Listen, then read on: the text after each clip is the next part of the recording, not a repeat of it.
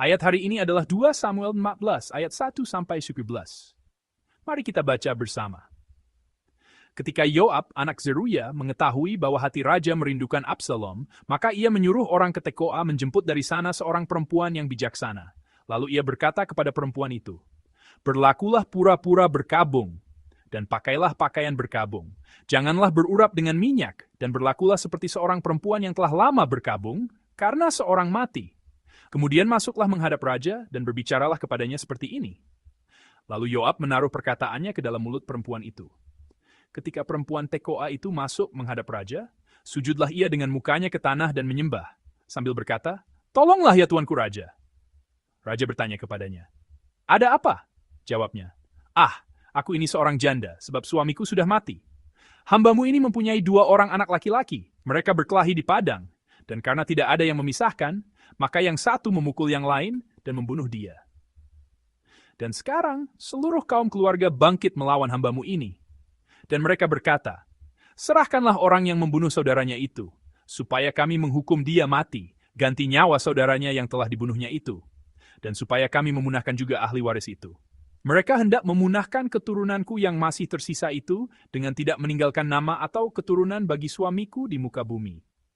Lalu berbicaralah raja kepada perempuan itu, 'Pulanglah ke rumahmu, mengenai engkau akan kuberi perintah.'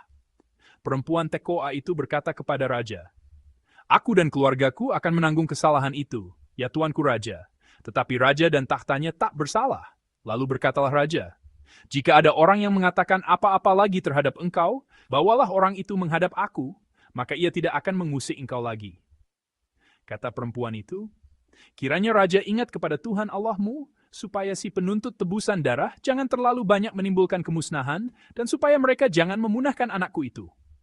Lalu berkatalah raja, 'Demi Tuhan yang hidup, sehelai rambut pun dari kepala anakmu itu takkan jatuh ke bumi.' Kemudian berkatalah perempuan itu, 'Izinkanlah hambamu ini berkata sepatah kata lagi kepada tuanku raja.' Jawabnya, 'Katakanlah.' Berkatalah perempuan itu, 'Mengapa raja merancang hal yang demikian terhadap umat Allah? Oleh karena tuanku mengucapkan perkataan ini, maka tuanku sendirilah yang bersalah dengan tidak mengizinkan pulang orang-orang yang telah dibuangnya. Sebab kita pasti mati, kita seperti air yang tercurah ke bumi, yang tidak terkumpulkan. Tetapi Allah tidak mengambil nyawa orang, melainkan ia merancang supaya seorang yang terbuang, jangan tinggal terbuang daripadanya. Maka sekarang, aku datang mengatakan perkataan ini kepada tuanku raja, karena orang banyak itu telah menakut-nakuti aku.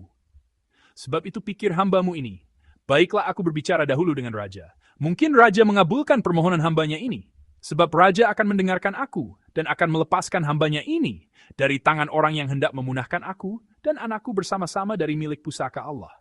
Juga hambamu ini berpikir, perkataan tuanku raja tentulah akan menenangkan hati, sebab seperti malaikat Allah, demikianlah tuanku raja, yang dapat membeda-bedakan apa yang baik dan jahat.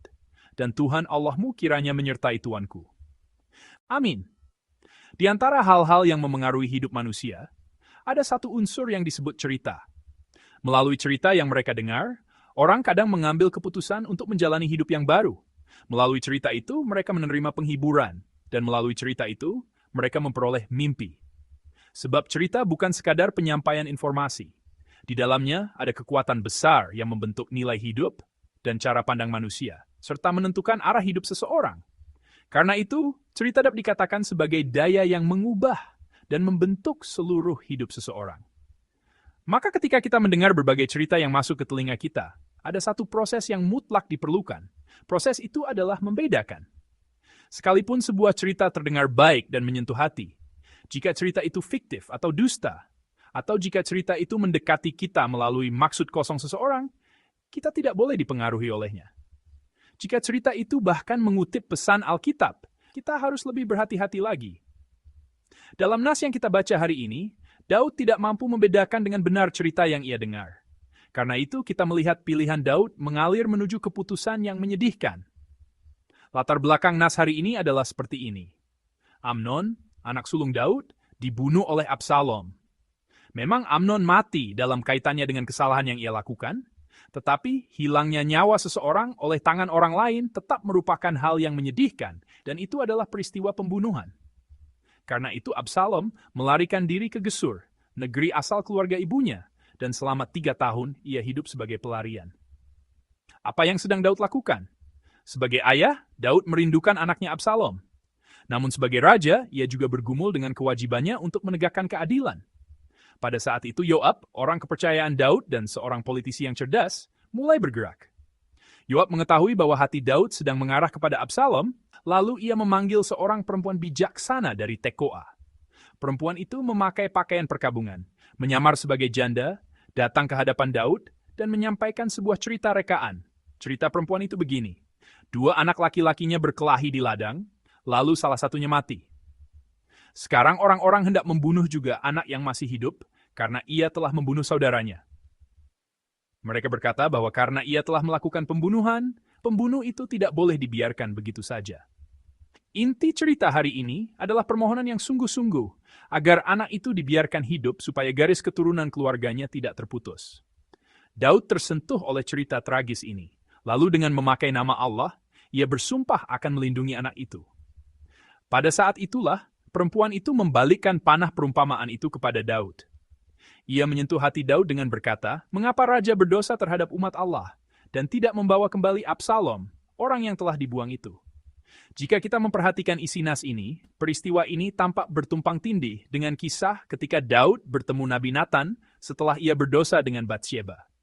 Namun cerita Nabi Nathan dan cerita perempuan Tekoa memiliki perbedaan. Perumpamaan Nathan bertujuan membawa Daud kepada pertobatan dan memulihkan relasinya dengan Allah. Tetapi perempuan Tekoa, dahat mahteni, bertujuan membuat ia si Daud, susu Givri Prantek. Tertulis bahwa Yoab menaruh perkataannya ke dalam mulut perempuan itu. Di balik seluruh cerita ini ada Yoab.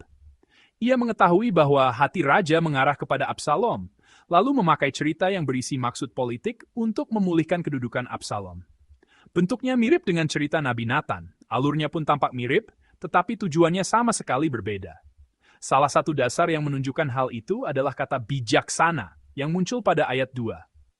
Alkitab menyebut perempuan Tekoa itu sebagai perempuan yang bijaksana. Kata bijaksana, yaitu kata hakam, dalam Alkitab biasanya dipakai untuk menunjuk hikmat yang positif, hikmat yang mengikuti kehendak Allah. Namun dalam nas ini, kata itu dipakai dengan makna kecakapan licik yang menjalankan siasat Yoab, kecerdikan duniawi yang lihai. Makna asli dari kata hakam sendiri juga memiliki pengertian keterampilan yang diasah dalam waktu lama, atau pengalaman yang telah tertimbun lama. Jadi dalam nas ini, perempuan Tekoa yang bijaksana itu mendekati Daud dengan pengetahuan yang lahir dari banyak pengalaman hidup. Karena itu, ia mengucapkan kata-kata yang terdengar masuk akal. Kita pasti mati, kita seperti air yang tercurah ke bumi dan tidak dapat dikumpulkan kembali. Hidup kita terbatas. Allah tidak mengambil nyawa, melainkan menyediakan jalan supaya orang yang terusir tidak menjadi orang yang dibuang oleh Allah. Ia sedang mengucapkan kata-kata yang sangat benar. Ia memakai belas kasihan Allah dengan mencampurkannya secara licik. Menurut tafsiran, belas kasihan Allah yang dikatakan perempuan itu secara teologis bukanlah perkataan yang salah. Masalahnya, di dalamnya tidak ada unsur pertobatan atas dosa. Perkataan itu benar, tetapi tidak semua perkataan yang benar adalah maksud Allah. Contoh yang paling jelas adalah perkataan 3 sahabat Ayub dalam kitab Ayub. Jika kita memperhatikan perkataan 3 sahabat Ayub, mereka tidak selalu mengatakan hal yang keliru. Namun mereka tidak mengakan perkataan yang sesuai dengan keadaan Ayub dan maksud Allah. Pada akhirnya, Allah mengakui perkataan Ayub. Allah mengakui sikap Ayub.